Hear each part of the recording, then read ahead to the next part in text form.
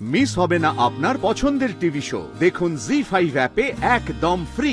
তোমার মতো একটা আজব অস্বাভাবিক গোলমেলে মেয়ের সঙ্গে বিয়ের মতো একটা উদ্ভট প্রস্তাব যখন কেউ করে, তখন তোমার উল্টো দিকে যে আছে না, তার ভালো থাকার কোনো উপায় থাকে না। তার জীবনটা যে গোল্লায় যেতে চলেছে সেটা সে চর্মচক্ষে দেখেও কি করে ভালো থাকবে? মনে হচ্ছে আঙ্কেলের প্রস্তাবটা নিয়ে আপনি খুব সিরিয়াসলি ভাবছেন। হ্যাঁ,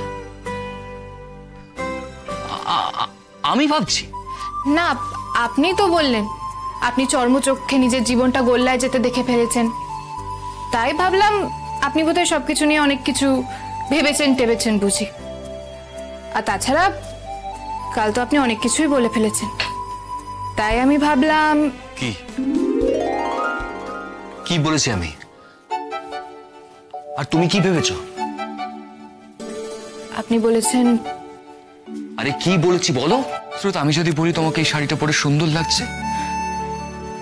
না থাক, বলে কাজ নেই, আমি আসি। এই দাঁড়াও, এখন বাজে কথা থাক, তুমি বলো কাল আমি তোমাকে কি বলেছি বলো। ওই যে কালকে যেন বলছিল ওই শাড়িটাতে আমাকে নাকি দারুণ মানে অ্যাট্রাকটিভ লাগছিল। কে যেন এটাও বারবার বলছিল বিয়ে না করতে, নিজের জীবনটা নষ্ট না করতে। আরে আমি সম্পূর্ণ অন্য কনটেক্সটে কথাটা বলেছিলাম, অন্য কারণে কথাটা বলেছিলাম আমি। তাই বুঝি, কিন্তু আপনার কথা শুনে আমি তো ভাবলাম। কি ভাবলে তুমি? একটা অপ্রাসঙ্গিক কথা এভাবে বলার কি মানে আছে? শ্রোত, আমি কিছু মিন করে বলিনি। তুমি যেটা মিন করতে চাইছো আমি সেটা মিন করে বলিনি। আমি জাস্ট তোমাকে তোমার ভবিষ্যতে কথা ভেবে সাহায্য করতে গেছিলাম, কিন্তু সেটা যে এভাবে বুমেরাঙের মতো আমার দিকে ভেসে আসবে আমি কখনো ভাবিনি। তুমি তুমি কি সব ভেবে নিলে বলো তো? আচ্ছা আচ্ছা, এই মিনমিনের চক্করে না থেকে আমি বরং আঙ্কেলকে গিয়ে জিজ্ঞেস করে নেবো আপনার কথার আসল মানেটা কি। উনি প্রাণোজ্জ্বল ভাবে আমাকে বুঝিয়ে দেবেন। এই, তুমি কি আমাকে ব্ল্যাকমেল করতে চাইছো? ছি ছি ছি ছি স্যার, আপনি তো আমার টিচার, আপনাকে ব্ল্যাকমেল করে আমি কলেজে টিকতে পারবো? আর তাছাড়া আপনি তো বলেই দিলেন আপনি যে কথাগুলো বলেছিলেন ওইভাবে মিন করে বলেননি। আঙ্কেলকেও না হয় তাই বলে দেবেন, আত্মপক্ষ সমর্থনে বলেছিলেন। আচ্ছা, তুমি জানো বাবা এদিকে কাউন্টডাউন শুরু করে দিয়েছে। কিসের কাউন্টডাউন? আরে 10 দিনের কাউন্টডাউন।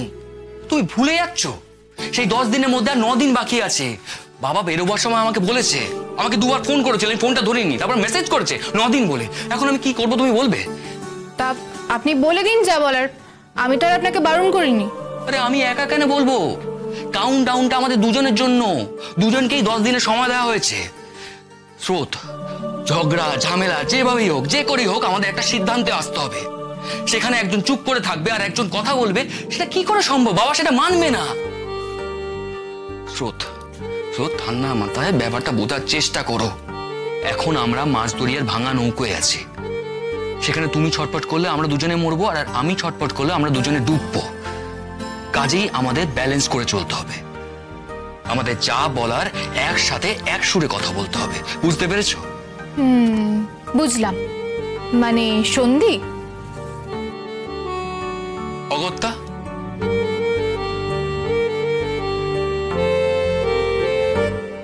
জি5 ডাউনলোড করুন আর সব এপিসোড দেখুন একদম ফ্রি।